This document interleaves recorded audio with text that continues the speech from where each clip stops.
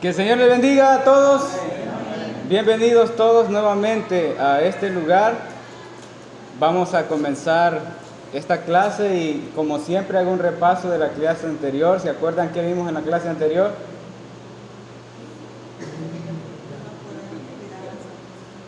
Estuvimos viendo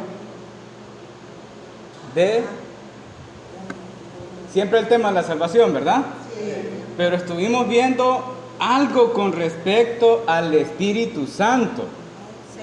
Y estábamos hablando acerca de ¿qué?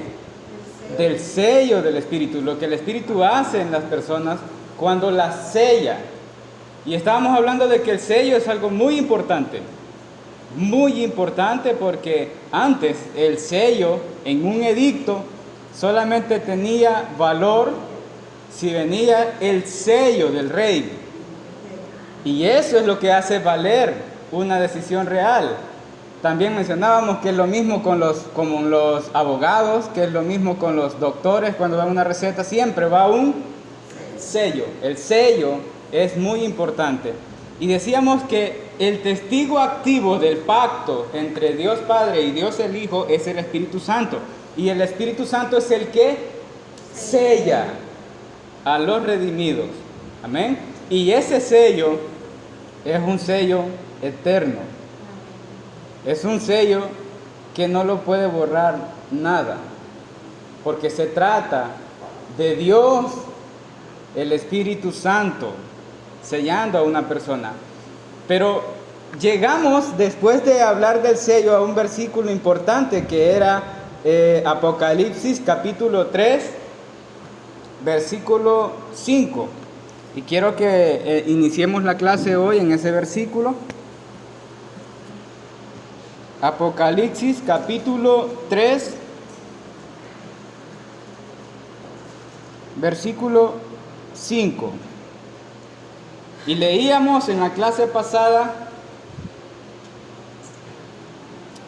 el versículo que dice: el que venciere será vestido de vestiduras blancas, y no borraré su nombre del libro de la vida, y confesaré su nombre delante de mi Padre y de delante de sus ángeles. Tomamos este versículo para traer una pregunta y decía, si el versículo dice, y no borraré, es porque entonces probablemente Dios pueda borrarlo, ¿verdad? Eso es lo que planteábamos en la clase anterior. Y yo ponía un ejemplo con respecto a eso.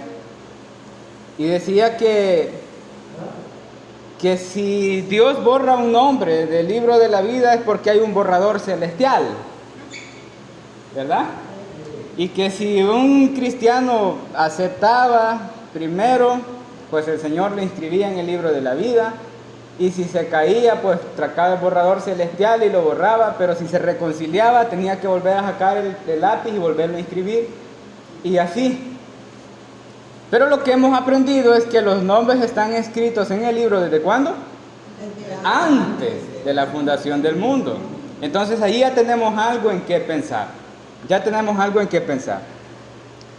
Pero yo quiero continuar este versículo porque este versículo es muy, muy importante.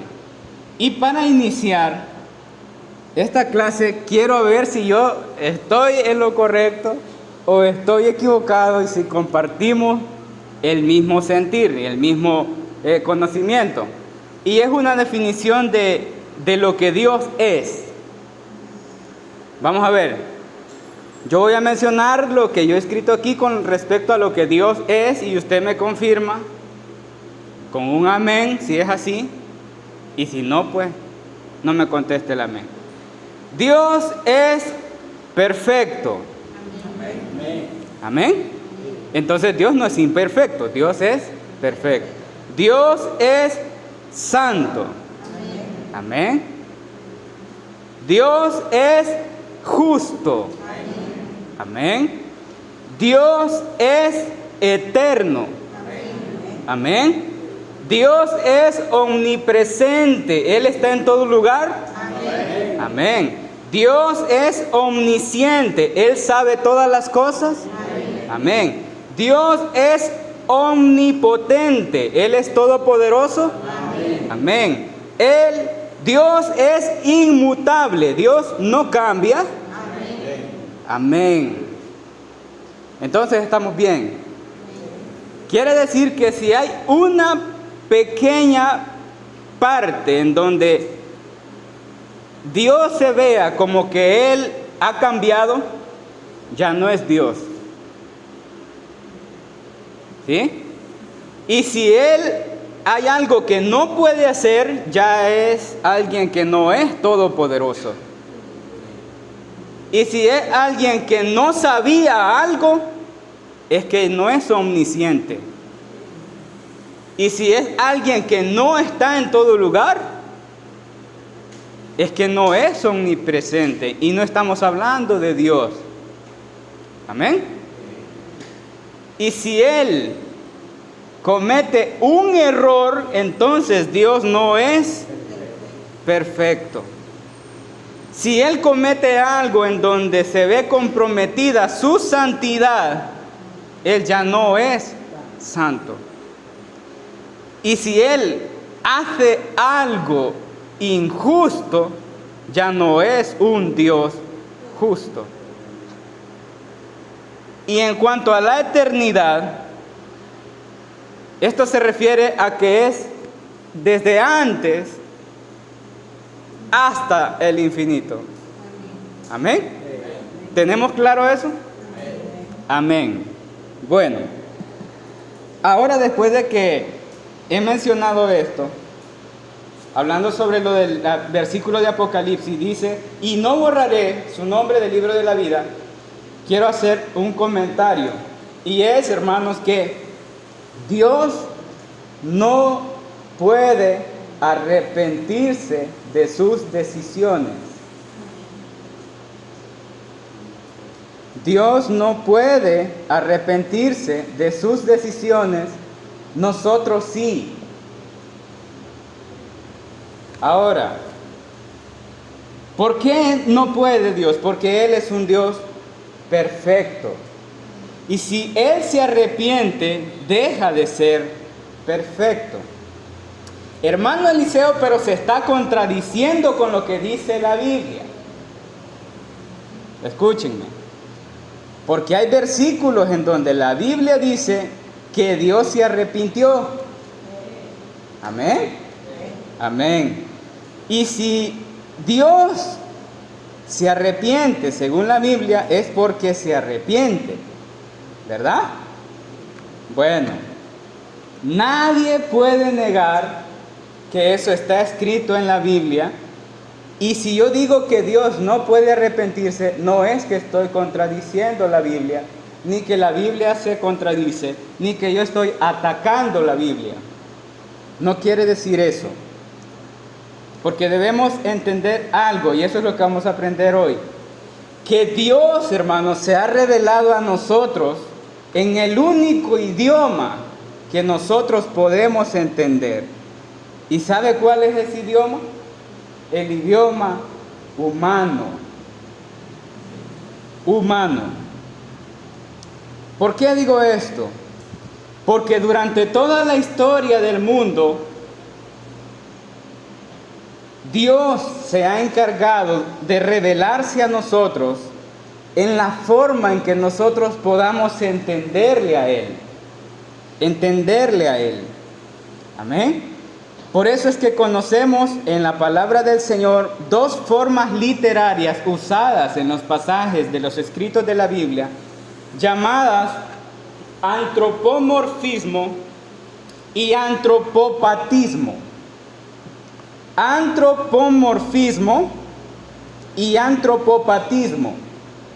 No perdamos de vista, yo quiero que no perdamos de vista que Dios ha tratado por medio de su palabra de darse a conocer en nuestro idioma, para que nosotros le podamos conocerle y entenderle cómo es Él. Amén. Ahora, ¿qué es el antropomorfismo? El antropomorfismo, hermanos, trata de describir a Dios en nuestras formas. O sea, pasajes que encontramos que se describe a Dios como nosotros. se describe como que Él tiene ojos, amén, Él tiene pies, Él tiene manos, Él tiene rostro, Él tiene muslo, Él tiene corazón. ¿Lo encontramos así en la Biblia? Amén. Pero todos sabemos que Dios es espíritu.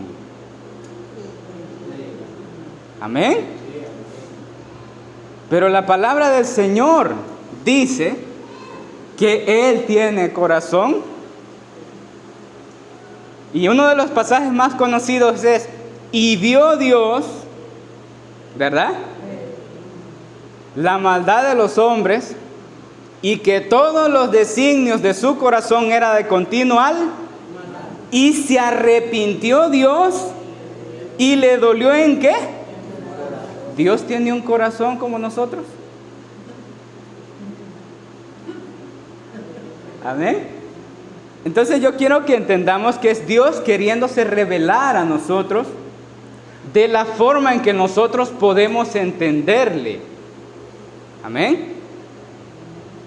Y el antropopatismo, porque son dos palabras importantes: el antropomorfismo, que es las formas, nuestras formas, y el antropopatismo, que es la forma en la que trata de describir a Dios con sentimientos humanos. Oiga lo importante de esto. La palabra de Dios, en muchos pasajes de la Biblia, se describe a Dios con sentimientos humanos. ¿Como quiénes? Como nosotros. ¿Para qué? Para que podamos entenderlo. Ahí usted va a encontrar que Dios tiene amor, bondad, compasión, misericordia, clemencia, enojo, ira, furor y arrepentimiento. ¿Como quiénes? Para que podamos ¿qué? Entenderle. Entonces Dios se ha revelado de esa forma para nosotros. Amén. Para que nosotros le podamos entender. Gloria a Dios. Ahora, hay que tener cuidado con respecto a enseñar, por ejemplo, que Dios tenía un plan, pero que Él mismo lo echó a perder. Como por ejemplo, cuando Dios hizo al hombre y le deja en medio un árbol, que sabía que si comía de ese árbol, él iba a fallar. Y que como falló, le salió mal el plan y ahora tiene que hacer otro plan para poder redimir al hombre. Hay que tener cuidado con eso. ¿Por qué? Porque Dios es alguien omnisciente que conoce todas las cosas. Así que no era algo que se le había escapado al Señor. Amén. Entonces, hermanos, si nosotros decimos que el Señor se arrepiente de uno de sus decretos, negamos que Dios es perfecto. Porque algo pasó que le salió mal. Y negamos que Él es santo y decimos que Dios no es justo en sus castigos. Negamos que Él es inmutable porque Él cambió lo que había dicho que iba a hacer. ¿Me doy a entender? Amén. Entonces, ¿qué es lo que pasa en la palabra del Señor? Lo que pasa en la palabra del Señor es que el escritor está escribiendo lo que percibe. Amén. Por ejemplo, el castigo que venía para Nínive. Y la Biblia dice que se arrepintió Dios del mal, ¿verdad? Que había dicho que les haría y no lo hizo. Ahora, esa es una forma en la que el escritor percibe en Dios. Pero yo creo, hermanos, que Dios sabía desde antes de la fundación del mundo que Nínive se iba a humillar. Y yo estoy seguro que desde antes de la fundación del mundo, Dios ya había pensado tener misericordia de Nínive. Pero nadie puede negar que la Biblia dice que Dios se arrepintió, ¿verdad? Ahora, es muy importante saber que esto no es una contradicción, y quiero explicarlo, quiero que me escuchen. No es una contradicción, porque quiero que entendamos que esa es la forma en la que Dios inspiró a los escritores para describir lo que ellos estaban percibiendo de Dios. Pero no es necesariamente que tengamos un Dios que se lamenta y se rasca la cabeza porque era un error el que iba a cometer. Dios no es un Dios así.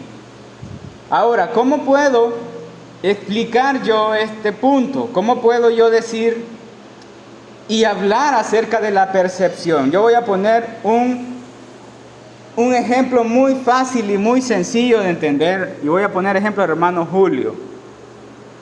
Si el hermano Julio se levanta a las 2 de la mañana, escúcheme bien, saca una silla y la pone ahí por donde está el taller, hermano Julio, en el patio, digamos, y la pone y se sienta en la silla y se queda sentado en la silla todo el día, él va a ver que el sol nace en el oriente, ¿verdad? Y el sol va caminando durante el día hasta que está a mediodía y lo tiene encima, y de ahí ve que el sol se oculta. Si el hermano Julio escribe que el sol se movió, ¿está mintiendo? No está mintiendo. Él está escribiendo lo que él percibe del sol, porque él está sentado en el mismo lugar. Amén. Entonces no es una mentira lo que el hermano Julio escribe, porque ¿quién le va a decir al hermano Julio, usted está mintiendo? Si él está sentado en el mismo lugar y el sol es el que se mueve. Entonces él al escribir va a escribir y el sol se movió. No es una mentira, ¿verdad? Es una forma de explicarse. Pero si el hermano Julio va a hablar con un científico y le dice, no es que el sol se mueve en momento, la tierra gira. La tierra, el sol no se mueve de su lugar. ¿Amén? ¿Me doy a entender? Entonces la forma en la que los escritores de la palabra del Señor han escrito acerca de Dios y acerca de describir de Dios es la forma en la que ellos podían expresarlo en la palabra del Señor. Y no estoy diciendo que es una contradicción, no estoy diciendo que esto es una mentira, es la forma santa y sagrada que Dios usó para transmitirlo en su palabra. Y ahora lo que nosotros leemos es un libro sagrado que se llama Santa Biblia. No hay contradicción, no hay un error, pero es importante que sepamos distinguir que hay formas durante toda la historia que Dios ha tratado de revelarse a nosotros en el único idioma que podemos entender. En el único idioma que podemos entender. Amén. Bueno, continuamos. Teniendo claro esto, hermanos, es imposible que Dios se arrepienta de una decisión, porque aunque la decisión sea la muerte, esa es una muerte santa, es una muerte perfecta, es una decisión que Dios la tomó desde antes de la eternidad y es una decisión inmutable que Dios no cambia. Amén. Y será justa porque viene de Dios. Ahora, nosotros sí podemos equivocarnos. Nosotros sí vamos a cambiar de opinión. nosotros sí podemos cometer errores y podemos arrepentirnos. Pero Dios es perfecto y Él es santo y Él conoce todas las cosas desde antes de la fundación del mundo. No es que ve, Nínive entró a 3 días de ayuno y oración, pues por esto lo voy a perdonar. No, Él ya antes de la fundación del mundo sabía que los habitantes de Nínive iban a arrepentirse. Y antes de la fundación del mundo, Él ya había decidido tener misericordia. Amén.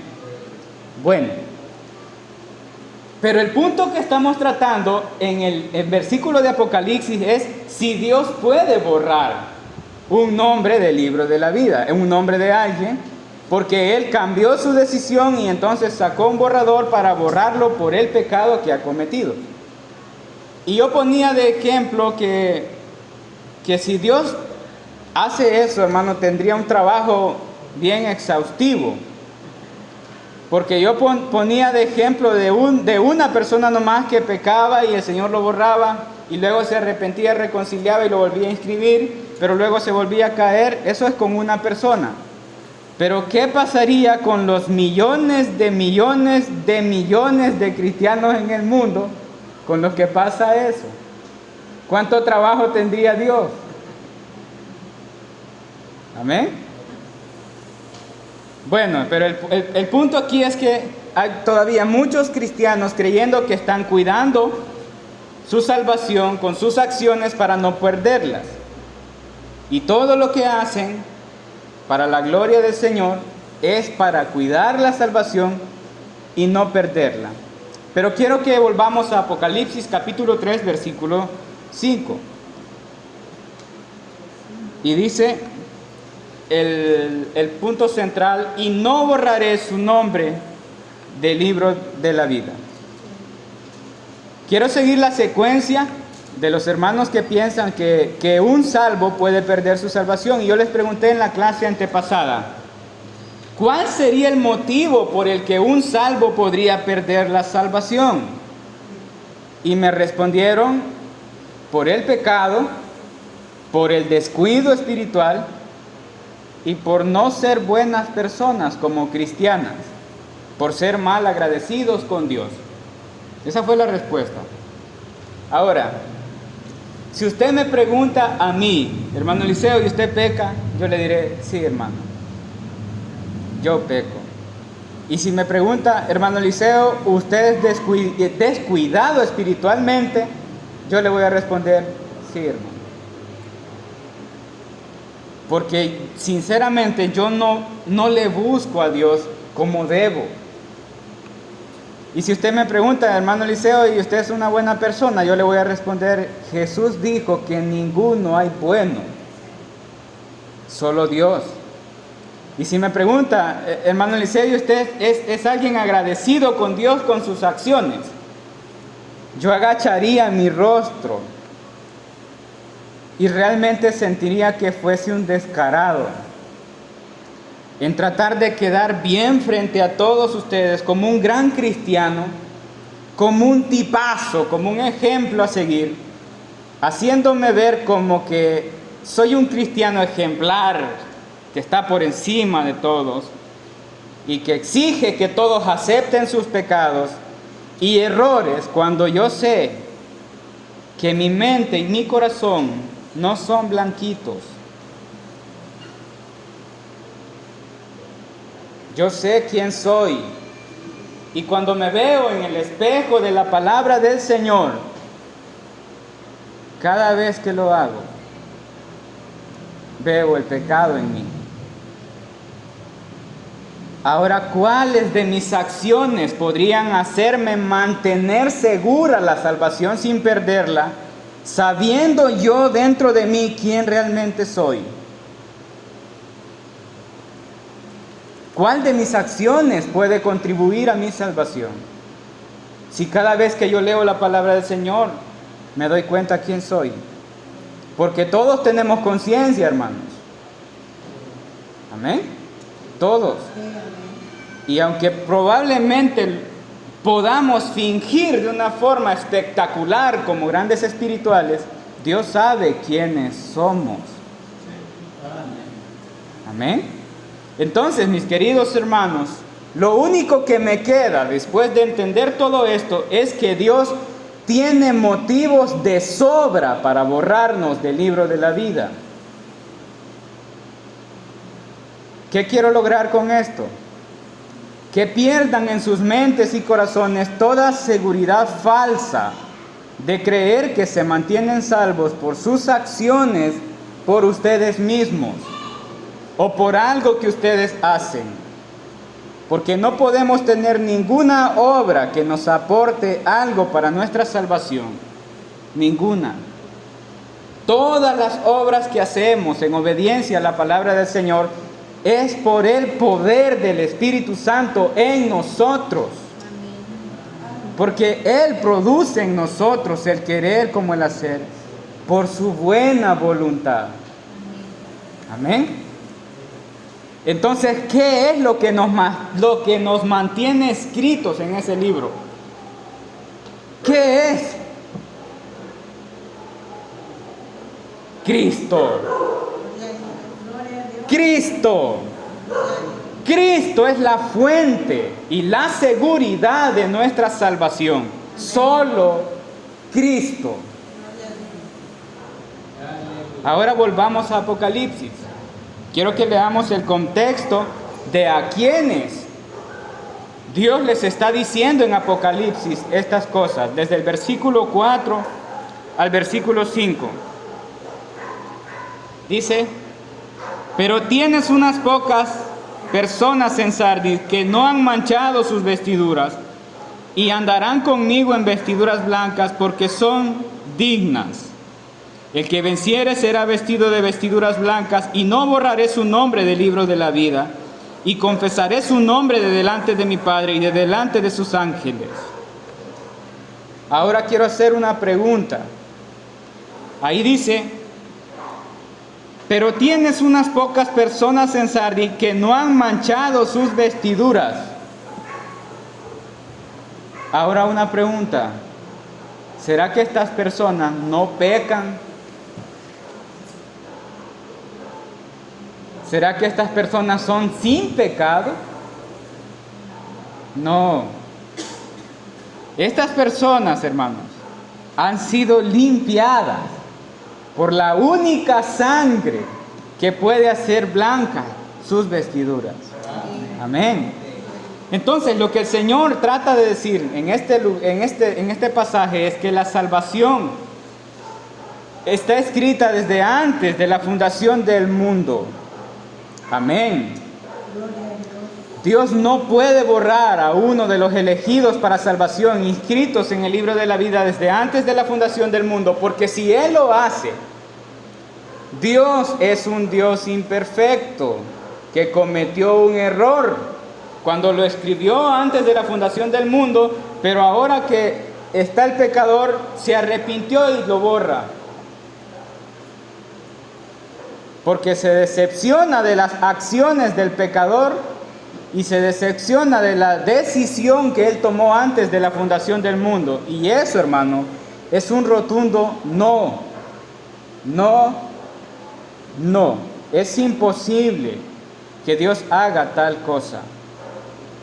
Porque si Dios detiene por un segundo la misericordia y el sacrificio de Cristo y enfoca su mirada en nuestro desempeño como algo para medirlo, para ser salvos nosotros, le aseguro que nadie podría ser salvo. Nadie. Dios está dando a sus elegidos en este pasaje de forma directa la seguridad de salvación en sus palabras y les está dando una afirmación. Está manteniendo firme e inquebrantable el pacto con su Hijo por los redimidos. Y les dice: no borraré. Amén. Si Dios Padre borra un nombre del libro, violaría el pacto con su Hijo. Porque eso quiere decir que el pecador cometió cosas tan graves que la sangre pura y perfecta de su Hijo no fue tan valiosa para poderlas pagar. Es imposible que Dios viole un pacto con su Hijo. Estamos hablando de Dios. Amén. La sangre de Cristo es la única que tiene un valor infinito para limpiar pecados infinitos. Es imposible que Dios pueda desechar el sacrificio y la expiación perfecta ofrecida por su Hijo por un pecador a quien el Padre ya dio al Hijo desde antes de la fundación del mundo. Y el Hijo ya redimió con su sangre en la cruz. Ahora quiero que vayamos a Santiago capítulo 1, 17.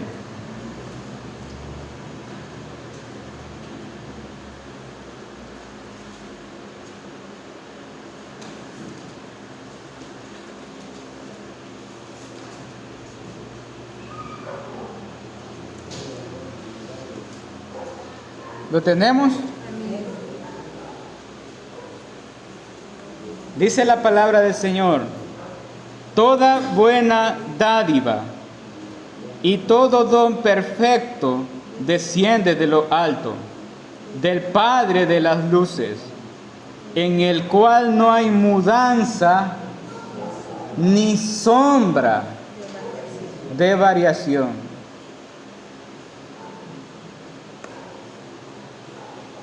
Dios es inmutable. Él no cambia. En Dios no hay sombra de variación. Dios no es variante con sus decisiones como nosotros somos variantes.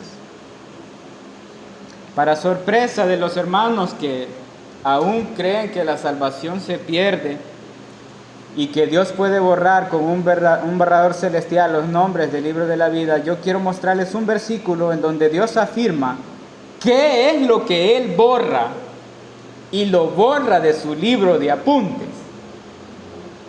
Amén. Vamos a Isaías capítulo 43. Isaías capítulo 43, 25.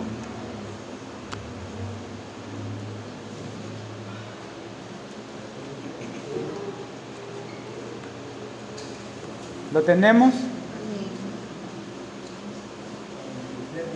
43, 25. Isaías 43, 25. Dice la palabra del Señor como está escrita, hermanos.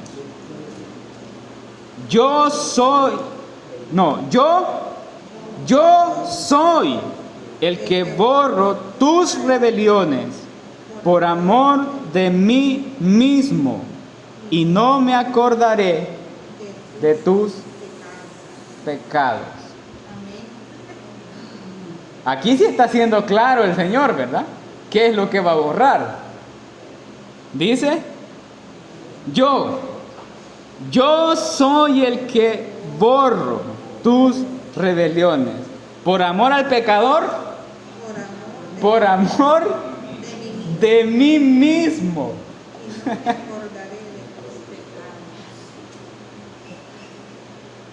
Amén. Aquí sí el Señor está siendo claro qué es lo que borra. En Apocalipsis dice, y no borraré. Aquí sí dice, soy yo el que borro. Amén. ¿Qué puede ser tan sublime? ¿Qué puede ser tan grande? ¿Qué puede ser tan precioso que tenga el valor y el poder de hacer que un Dios santo borre rebeliones y pecados? ¿Qué puede ser tan grande? ¿Nuestras acciones como cristianos? ¿Nuestro desempeño como cristianos?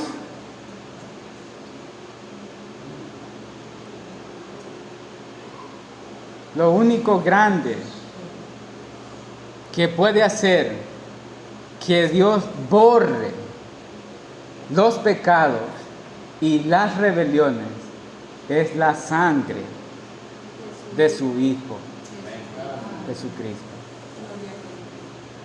Si tú ya eres alguien regenerado y estás dentro de la iglesia, pero aún encuentras pecados en ti, dime, ¿cuánto piensas tú que cuesta una rebelión o un pecado perdonado? Ponle valor a un acto. Dime cuánto cuesta, cuánto crees que cuesta. Ahora, si no puedes ponerle el valor de los pecados, pregúntate cuántos pecados cometes a diario.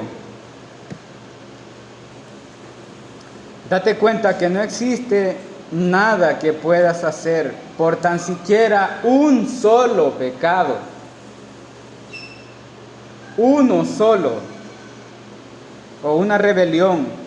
Nosotros no podemos contribuir en nada, ni mantener la salvación por nosotros. Nuestra salvación no se sostiene por nuestro desempeño como cristianos, es solo por su gracia.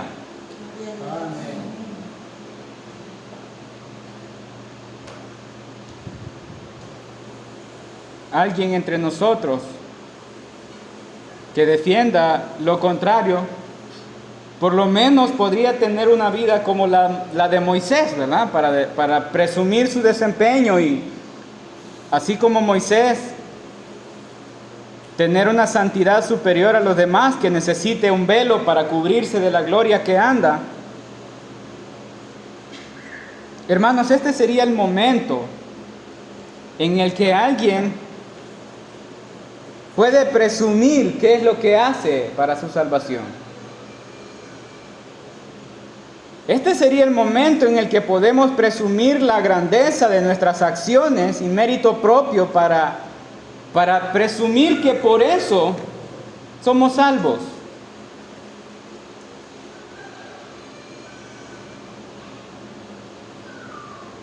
Podríamos presumir santidad.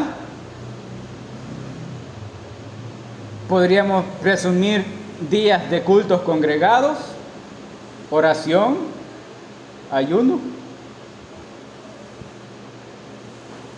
¿Cuáles son las cosas que pueden presumir para convencernos de que eso es lo que les da seguridad para la salvación?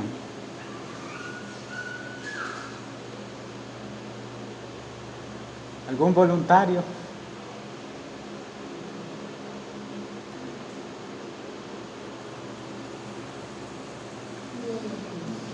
Si esto solo pasa con un pecado, hermanos, y los pecados que cometemos son muchísimos,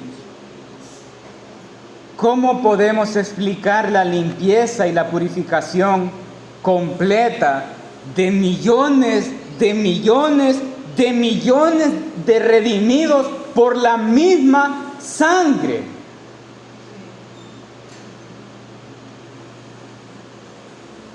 Yo quiero que entienda la magnitud de lo grande que es el sacrificio de Cristo.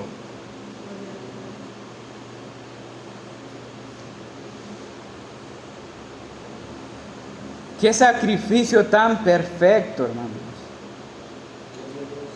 Qué plenitud de santidad. Cristo no solo hizo un porcentaje, Cristo lo hizo todo. Él es la fuente de nuestra salvación y todo lo que hacemos bien en su obra como cristianos es solo un pequeño destello del poder del Espíritu Santo en nuestras vidas.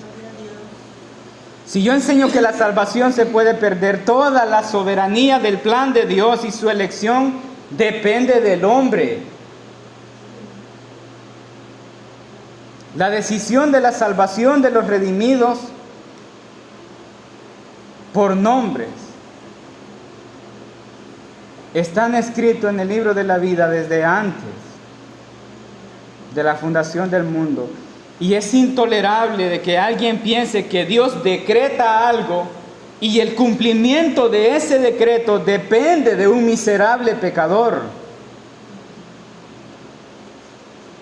Eso no es lo que yo veo en el principio, hermanos. Porque cuando Dios crea lo que existe, Él decide y se hace. Él ordena y la nada le obedece. Nunca los propósitos soberanos de Dios han dependido de un hombre. Dios cumple sus propósitos sobre las decisiones del hombre. O preguntémosle a Jonás si realmente funciona decidir en contra de los propósitos de Dios.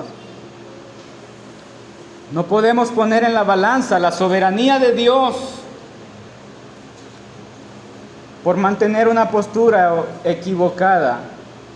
Porque si después de entenderlo, si después de entender todo lo que hay aquí, seguimos en la necedad, afirmando lo contrario, hermanos, contrario a lo que la palabra de Dios dice, eso será blasfemia. Dios no opera en la maldad. Dios obra sobre la maldad. Dios no opera en el pecado. Dios opera sobre el pecado. Dios no opera en las decisiones del hombre. Dios opera sobre las decisiones del hombre.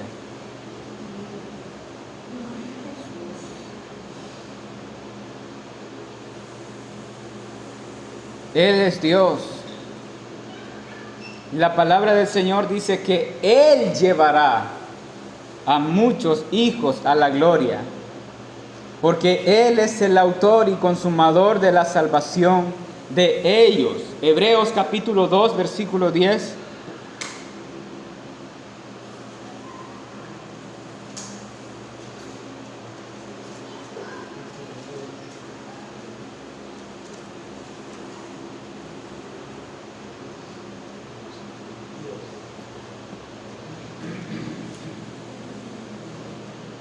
Porque convenía a aquel por cuya causa son todas las cosas, y por quien todas las cosas subsisten, que habiendo de llevar muchos hijos a la gloria, perfeccionase por aflicciones al autor de la salvación de ellos. Gloria a Dios.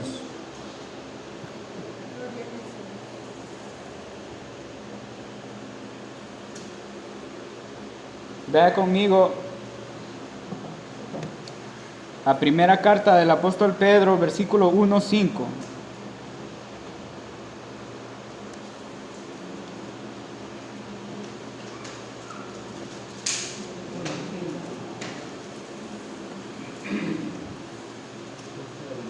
Que sois guardados por el poder de Dios mediante la fe, para alcanzar la salvación que está preparada para ser manifestada en el tiempo postrero.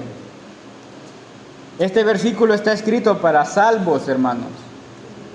Y les está diciendo que sois guardados por sus acciones, le dice, por el poder de Dios mediante la fe. ¿Para qué? Para alcanzar la salvación, hermanos. Aún estando en la gracia de Dios, dependemos de Él.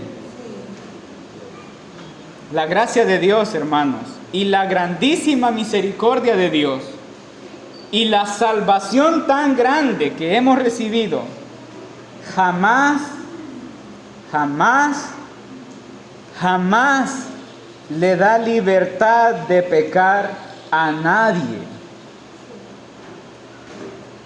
Porque todo aquel que es salvo buscará por impulso del Espíritu la santificación. Es contradictorio que alguien viva cómodo y feliz en su pecado creyendo que es salvo sin dar fruto de santificación. Todo aquel que cree que él puede usar la gracia de Dios a su antojo, no sabe quién es Dios y no sabe qué es evangelio. Alguien así no puede tener seguridad que el Espíritu Santo está obrando en su vida y le está guiando y le está transformando. Tristemente, esta persona solo está viviendo de apariencia y educándose mejor dentro de la iglesia. Está tratando de cuidar su imagen pública, pero tarde o temprano, en cualquier oportunidad, volverá a darse cuenta él mismo que lo que hace no lo impulsa el Espíritu Santo. Se volverá a dar cuenta que no sabe distinguir si sus acciones son una guianza del Espíritu Santo o lo está haciendo porque él quiere.